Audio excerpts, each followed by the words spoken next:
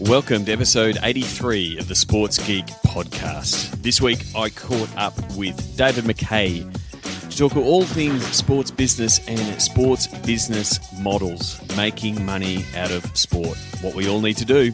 Welcome to the Sports Geek podcast, the podcast built for sports digital and sports business professionals. And now, here's your host who's reading your tweets right now, Sean Callanan. Thanks, DJ Joel. That's right. My name is Sean Callanan from Sports Geek, and I am checking the Twitter when I both record and throughout the day to see if you're listening to the podcast. Very much thank you, because if you've got this far, you actually are. You are listening to the Sports Geek podcast. Send me a tweet at Sean Callanan, either on the Twitter or on the Instagram, or Sports Geek on Twitter as well. Let me know when, where you're sharing, what episode you're sharing with, and be sure to tag in the guest that I'm chatting with on this episode. This week I caught up earlier when I was in Sydney. I caught up with Dave Mackay, who works as a management consultant in the sports industry, so has a really good sense of business models, how sport is run as a business, and really validating those models and making sure that they are sustainable. One of the things that's always important in the world of sport, it's not all about what's happening on the pitch. It's also about making sure the back of the house is in order and there's enough money coming in to keep these clubs, leagues, and even whole entire sports viable. So that chat coming up soon. I'm actually recording this intro and outro and putting this podcast together in London. Made it all the way here for Seat on Tuesday, March 17. Follow the hashtag Seat London for everything. I caught up with Christine Stoffel yesterday. All planning and registrations are all locked up. Looks like it's going to be a really good crew in at Lord's on Tuesday. Caught up with Todd Cafflish, who's come all the way in from the Detroit Red Wings yesterday as well, and hopefully I might have a sit down and a chat with him while we're here. But first, my chat with David Mackay from SPP on all things sports business and developing the right models for your business to make money.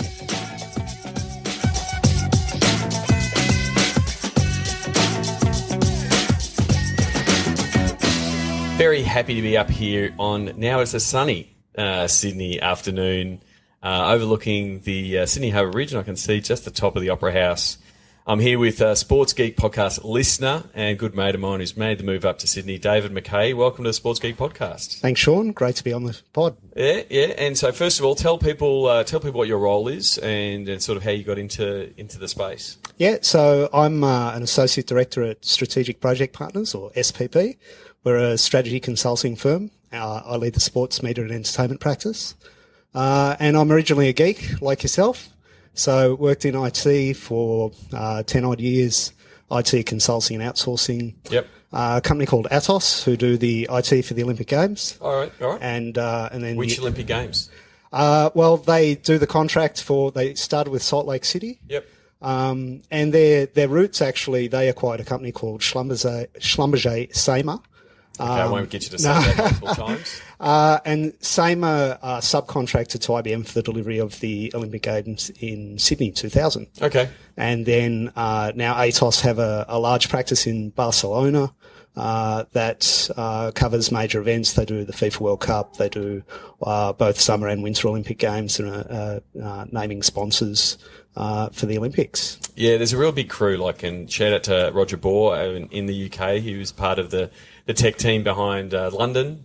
But it's a real community where they go from one and then they move to the next organising committee because they know how to run an Olympics. That's right. It's a 4-year project, and they typically pack up their bags and go and spend 4 years in another country, or occasionally, if they're lucky, it's 2 years, and they kind of flip between summer and winter and share some of the load. And big business there though. Yeah. So what's the major focus as a management consultant into the sports sector? So my main focus is around the financial sustainability of sporting entities. So how do we move from any given Sunday, making sure that any team can win on a day, to every given Sunday, making sure that every week we have a team that turns up and is on the field and competitive, and avoiding the boom bust cycles that often happen amongst clubs and leagues in sport. So really looking at the business models and the rigor around them, and how they can, improve their processes, remove inefficiencies, get the right people into the right roles. That's sort of your wheelhouse. Yeah, that's right. From governance to senior executive management through to frontline operators and how they improve. And the interesting thing about the sport industry is that if you look at the revenue lines of most other industries, there's one or two core revenue lines. You look at sport industry, then it's a high performance talent management business. It's a retail business. It's an event management business. It's a sponsorship and media business. So it's really a microcosm of a whole heap of other industries, all combined into one, usually on a smaller budget and with a much more public profile in terms of trying to do all that with an extremely passionate fan base that's highly demanding. Yeah. I mean, that's a great point, and I think Paul Greenberg sort of said it when we were chatting about sports. It's like you see all the fans in the stands, and you look at the social numbers and all the web traffic, all that, and everyone thinks sports is super big business, but it's not when it comes to the resourcing and the teams and the budget behind the scenes. They're still in that small medium business, but they're expected to be rolling out CRM systems and fan engagement systems that are being done in telco land and in hospitality land, where they have got the budgets behind them, and that's part of the struggle that you try to help solve in the sports space. Yeah, definitely, and really a lot of the focus is thinking of the longer term. So recognising that the resources of a lot of these organisations are pretty limited, then it's not all about let's go and build everything on day one. Yep. It's how do we map out a longer term roadmap to success, and what can we do today? How do we take advantage of the tools available at lower costs? But how do we make sure that we're building for the long term? And that comes not just across the digital tools, but also the business processes and thoughts. So when you're looking at pricing, how do you make sure that you can build a fan base, but at the same time make sure you're building a revenue base to invest in the future? How can you make sure you're communicating consistently to the market and not become too reactive, which is always a concern in sports, that, oh no, crowds aren't there, let's put things on discount. Mm-hmm. And then as soon as you put on discount, then, sets expectation in the market that people wait for the discounted tickets. It starts a really vicious downward spiral, doesn't it? Exactly. So, helping organisations move through that. So we've helped with pricing strategies. We've helped with, benchmarking of financial performance, helping leagues and clubs understand their financial structures, what drives the business moving forward, and you've got to remember that sport is probably a pretty young industry in terms of professionalism as well. So it's only in the last 20 or so years that you would see sport as a major business with significant money being invested, and it's still relatively small. You look at the larger leagues. So in Australia, the AFL's around about 500 million annual turnover. If you were talking manufacturing business, then $500 million's medium-sized manufacturer in terms of turnover. So. It's always useful to consider it in that context in terms of what the expectation should be of what organisations can achieve, and AFL would be probably the largest revenue in Australia, and then you move down from there. So cricket's maybe $250 million, and then down to your NRLs or and A leagues and keep going down, hockeys, etc. They're really working off pretty small budgets. And then same when you look at the clubland, most clubs would be pretty small businesses if you put them in any other industry. especially if you took the playing staff out of it. Yep. So once you take out all the playing staff, the roster, where a big chunk of the money goes. Exactly, where the majority of the labour cost resides, then the rest of the business is, typical Australian small business doing the best it can with limited resources. So is there any particular trends that you're seeing of, you're projecting long-term plans and, you're in that space of convincing CEOs to buy into the strategy, but then to enact that strategy. One of the things being, pushing forward strategy is one thing to write it and set it down. You've then got to follow that path. Yep. Is there any particular trends or particular projects that are becoming more prevalent in, say, the last couple of years? Well, we would see that there's 4 key planks that they would be looking at. First of all, would be laying good foundations and structures. So at the league level, that's clear rules for the league, that the clubs have some stability in which to operate. So not changing rules every year, not moving the goalposts, so that the clubs actually have a good framework in which to operate. Building brands is the next. So doing what you can to build a long-term brand rather than a boom-bust brand. And you see a lot of clubs, trying to build off that authenticity over time.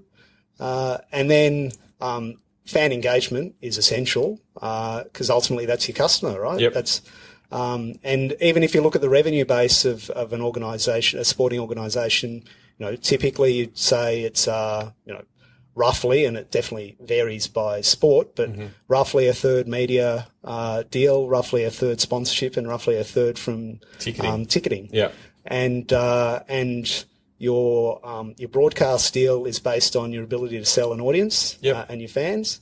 Your sponsorship are based on your fans, and your ticketing is based on your fans. So long term, fan engagement is essential, and then the fourth plank is basically. It's coming to you. It is coming to me. Put some thinking music. The fourth plank is really about. And no, it's not coming to you. It's not coming to me. Well, we'll come back to it'll come back to you. We'll come back to the fourth. You're going to Google yourself and find out what the fourth plank is.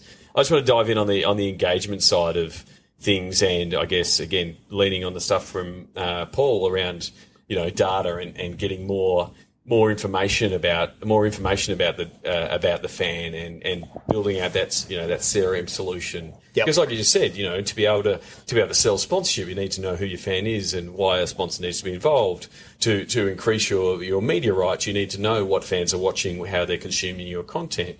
And then obviously to sell a ticket, you need to know what kind of offer and ticket you need to put to those people. So, the data is the core, and I really feel, and I think Paul backed it up in our conversation, talking about the sports fan and the sports CRM space. We're just still scratching the surface of that. There are, I'm not saying that there's industry leaders in teams and leagues that are doing a really good job, but everyone I'm talking to has got a data project. Yep. We're putting a data project, we're getting a data strategy together. If one of the pillars you've got to do, and it's one of the big discussion points to see, it's why we have all the CRM guys there. It's like that's where everything pivots off the fan, and the more you know about them, the better you are. Yep. Definitely, and to some extent that brings me to the fourth plank, which I do remember now. See, that was a perfectly smooth segue. Exactly, is collaboration. So, where is it that clubs within a league can be collaborating to achieve greater, the greater good and grow the overall sport? So, typically, it's sport. It's all about competition. It's all about beating your competitors. Yep. And on the field, definitely that's the case.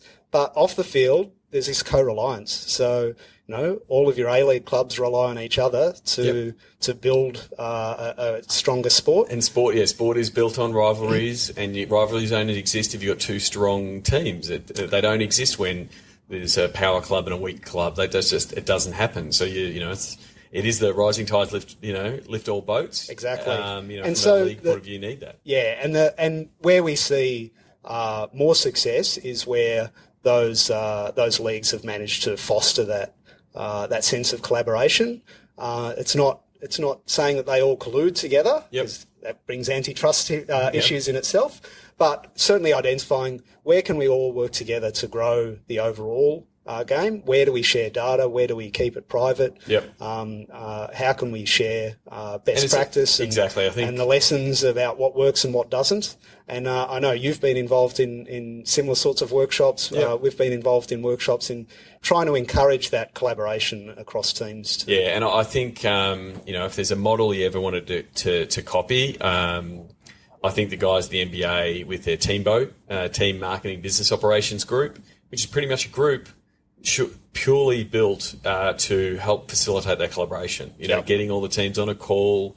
I heard a phrase yesterday in a marketing workshop at the World Trotting Conference. So it was effectively the same thing, a workshop of getting everyone talking about what they can do. And it was Atle from Norway, and he came up with the phrase, steal with pride, right? And that's exactly what you should be doing in interleague, and amongst your clubs. It's like if it works for the other club, steal that idea, twist it a little bit, make it your own, make it for your own club. But if someone has already gone and done it really well, why wouldn't you want to adopt that and do it for your fans? And that, I still have trouble sometimes. The competitive nature of on field sometimes leaks off field. I'm a footy fan. I love my club and I hate the rival clubs and stuff like that. But when I'm in sports business mode, and it makes me sound like what are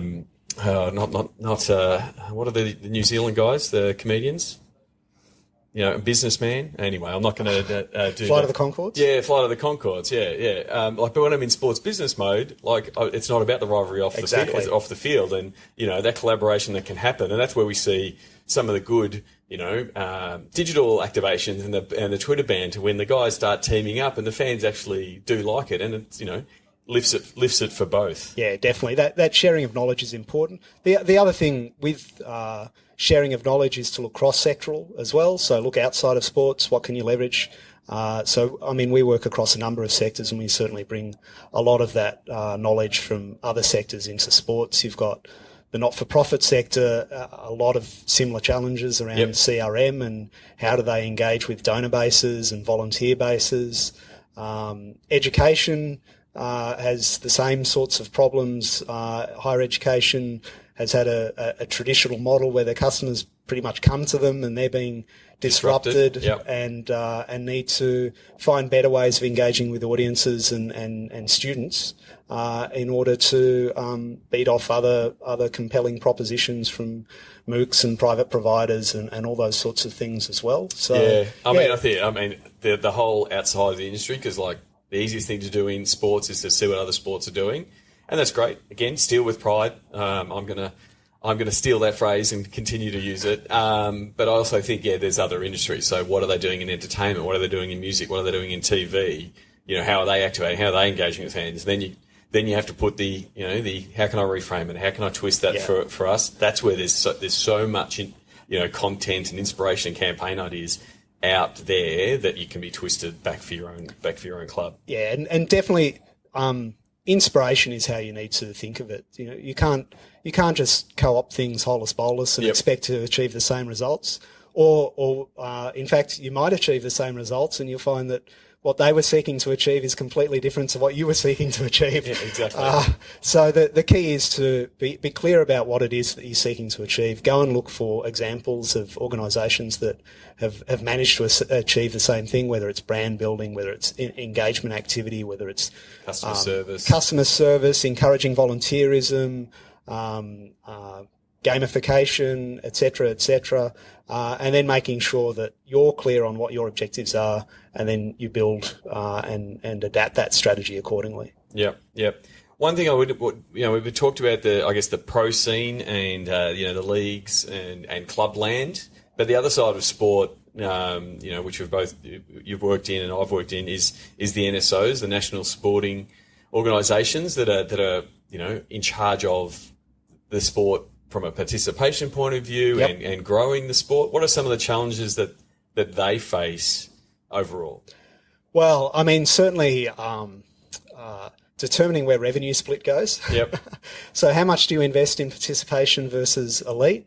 Attribution of audience and return on investment. So The big challenge with investing money in participation is that it's a slow burn. It's a long payback period, and you have to be in it for the long term, because if you make half-hearted efforts and then stop and spike and trough, then it won't grab, and you won't be able to convert the fan base.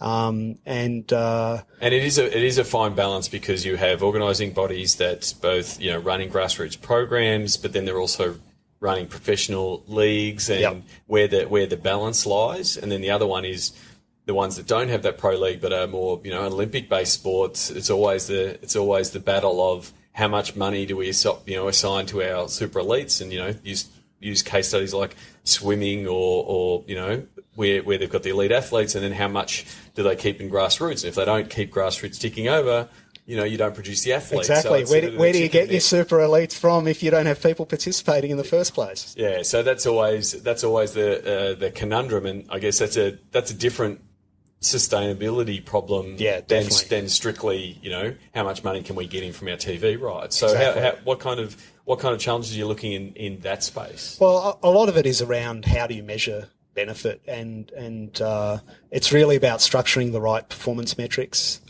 making sure that your performance metrics aren't just financial. It's more of a balanced approach in terms of thinking about long-term metrics and short-term metrics. And one of the challenges generally is that the tenure in a lot of sports is pretty short at the senior executive level. So it's really making sure that boards, and there's been a lot of work around governance in the last few years to move from federated and state-based models to national models, and start thinking longer term about how do we grow our sport in the longer term. And that certainly helps with setting longer term strategies and then setting the structures to ensure that both participation and the elite competition are both being looked after.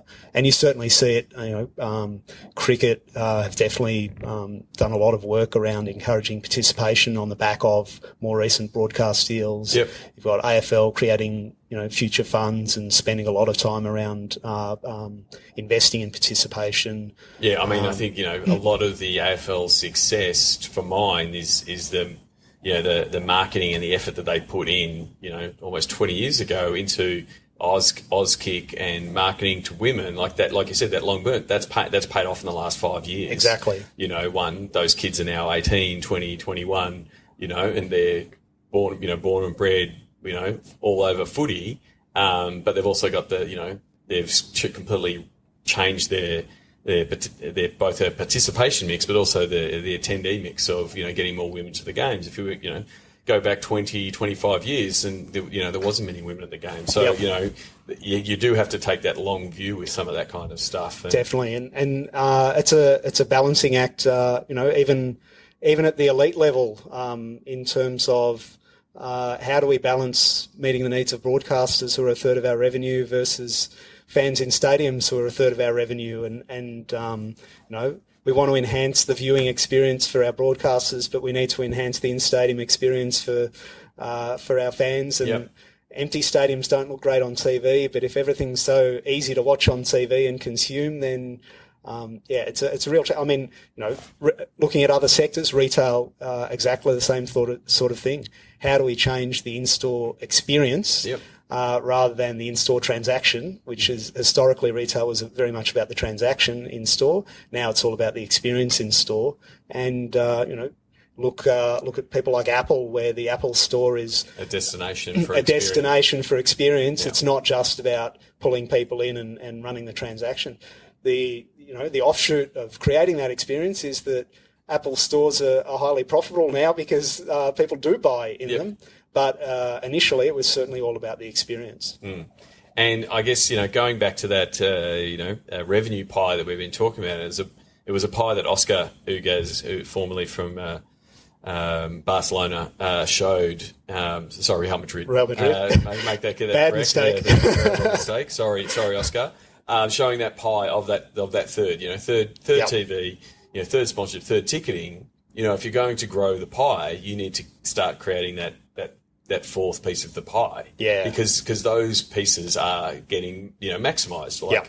TV rights are getting to a certain point, sponsorship is getting... So the opportunity is this little sliver that is digital. How can that grow in revenue? And we're seeing things like, the WWE rolling out, over-the-top programming with their WWE network on the Apple TV at $9.99 a month. They've finally got the million subscribers that allows them to break even. I think that was 9 months in. Yeah. Like that new model of where can we get more revenue?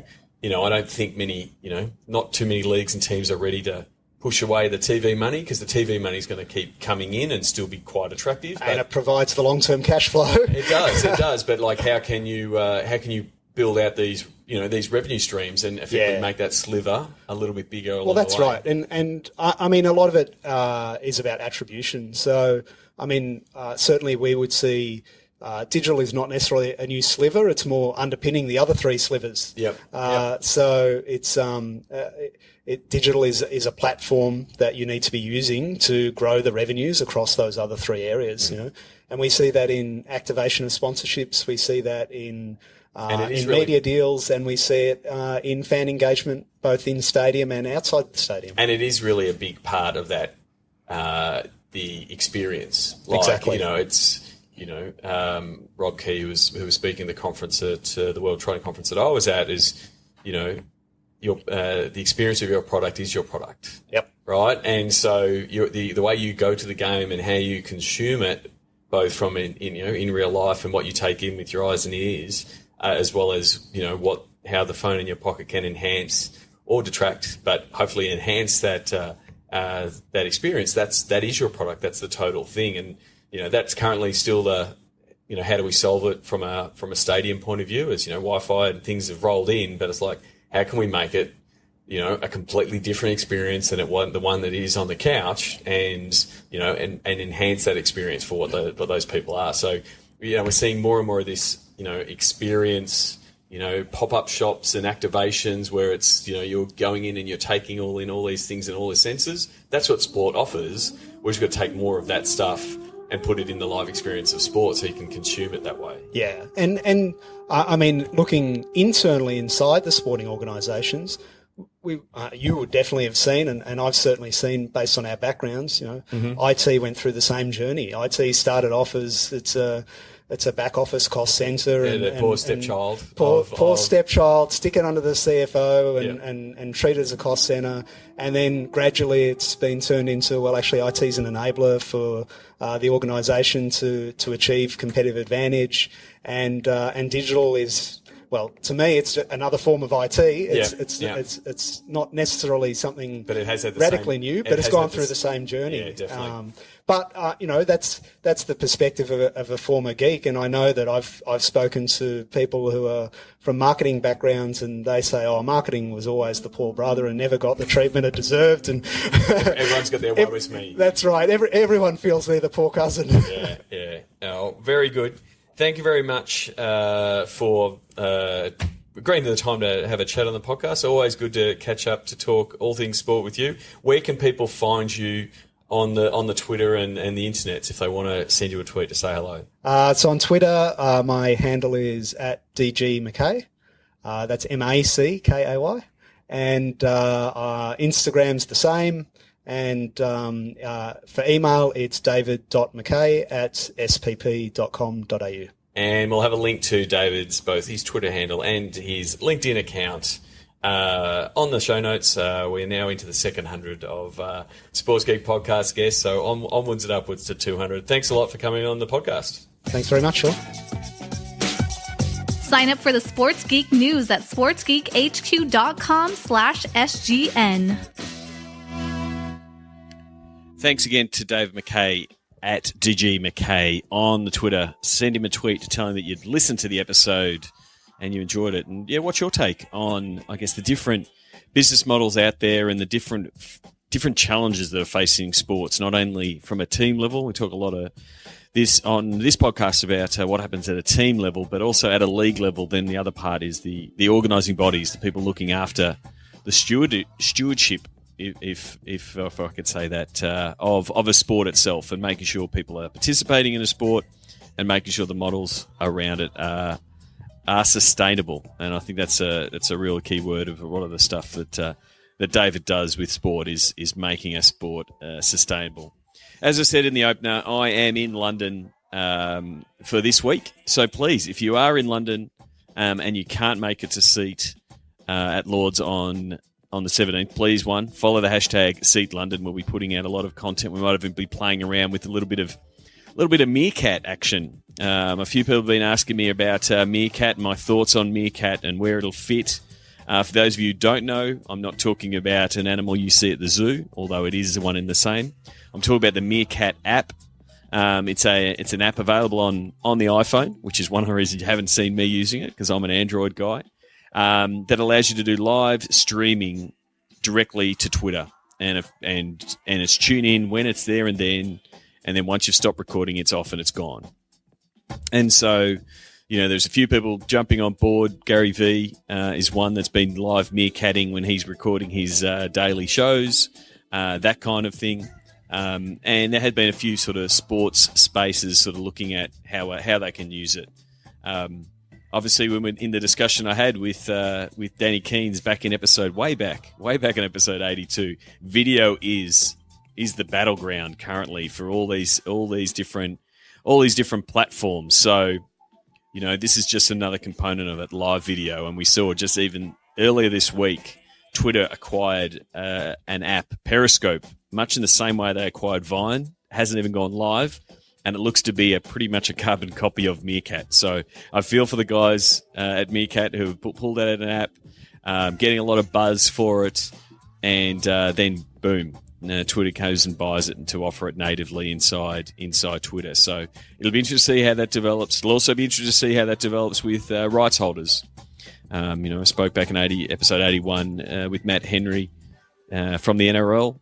From a rights holder point of view, there's different restrictions, especially from a broadcast point of view, what teams and leagues and organising bodies can share. So as much as you would like to do a short clip of a live meerkat of the guys as they're running out, that's most likely going to violate existing commercial broadcast agreements. Now, again, no one's going to be watching a full game on Meerkat. But again, the traditional TV and the traditional rights holders will most likely push back on this. So it will be interesting to see where teams use it, and if they use it and if they're allowed to use it. But the instant nature, you have to tune in now is the power of apps like Meerkat and Periscope. So at Seat London, if you're tuning into the Seat Conference Twitter handle, I'm pretty sure we're going to fire up Meerkat and maybe do snippets of the first parts of some of the panel sessions,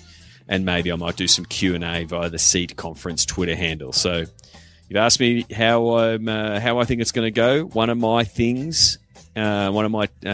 main mantras is with all of these news platforms is use the bloody platform. So rather than think, how can I use it with my team, start using it yourselves. It doesn't matter if no one's watching. That's actually better. But it gets you to understand how the platform can be used and where it can be used. And I guess that's part of the reason why I've been Snapchatting a little bit lately to get better embedded into that tool. So you can follow me at Sean Callanan, and if you've seen my latest Snapchat story, you'll see my travels to London and also some snaps from the game at Arsenal. So you learn how to use the platform, but then also learn the subculture and what is happening behind the platform. And one of the best examples I've seen of this in understanding how big this opportunity is in these newer platforms. So I'm talking Snapchat, Vine, Instagram, is these huge, massive stars that aren't sports stars. Now, every one of you most likely would have seen Zoolander 2 with Ben Stiller and Owen Wilson gatecrashing the Paris fashion show. But what you would have seen is Zoolander steal some guy's camera and walk down the runway. And that someone was Jared Jare. Now, if you're like me, and I'll put my hand up, I did not know who Jared Jare was before that. but doing a bit of investigating both on all things social and also playing around with Snapchat. He's one of these new media players and performers and talent, if you will, that's in that space with over 1 million Facebook fans, a whole bunch of people watching his Snapchat, or a whole bunch of people watching his videos on YouTube.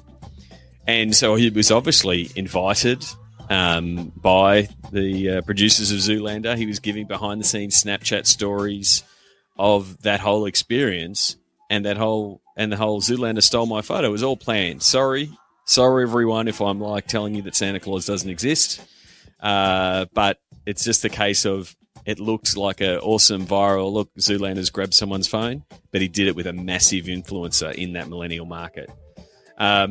So again, if people were asking me, should we be using Snapchat? How should we use these new platforms? What I would be doing is, one, getting in there and using it yourselves, figuring out how to use it, but then also keep an eye out to see if you've got some of these massive influencers on these platforms, because they will more than likely want to be involved, and have Snapchats and selfies and videos with your team and talent. And that's the opportunity, I think, for sports. And then it's just a matter of sharing different snippets of content that produce that story. And then, as with every new platform, it's a matter of every now and again just telling people, hey guys, we're doing this on this platform, but and it's unique to this platform. So that's it. That's my take on Meerkat and Periscope and these new developing platforms. As I said, if you're in London, I've organised a bunch of meetings and catch-ups and things like that. I've got some time available. Send me an email if you're a listener, Sean@sportsgeekhq.com. If you work in sports or work for a league or a team, I'd love to catch up, talk shop a little bit, see potentially how I can help you with what you're trying to do. Simply send me an email, Sean@sportsgeekhq.com. I'm also trying to plan a Wednesday night meetup. So it'll be Wednesday, the 18th of March. I'll send out some tweets and I'll put some posts up on Facebook and things like that to try to get a few people around and catch up with a few people that I tweet with or don't get to meet as often as I'd like, because you're in a different part of the world. Most likely somewhere around Camden Town where I'm staying with the Seat crew. And the same goes after Seat and after London. I'll be heading to San Francisco before heading to San Diego.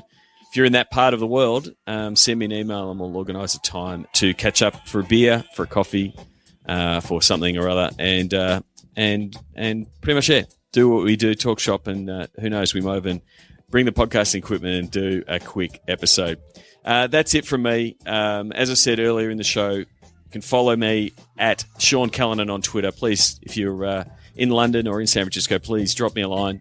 And until then, the next podcast most likely will involve some of the highlights and some of the recaps from Seat London. So be sure to tune in, #Seat London.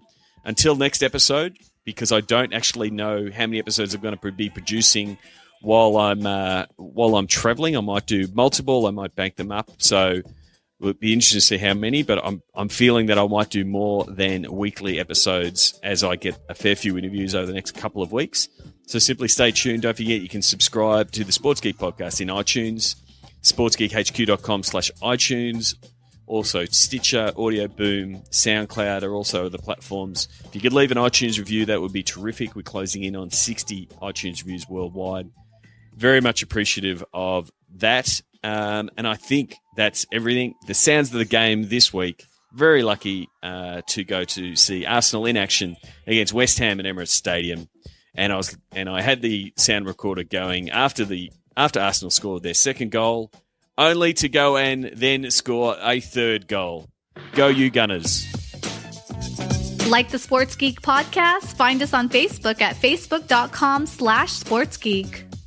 Please leave a review on iTunes. Go to sportsgeekhq.com/iTunes. Did you know Sports Geek Podcast has listeners in over 50 countries? Thank you for sharing. Thank you for listening to the Sports Geek Podcast.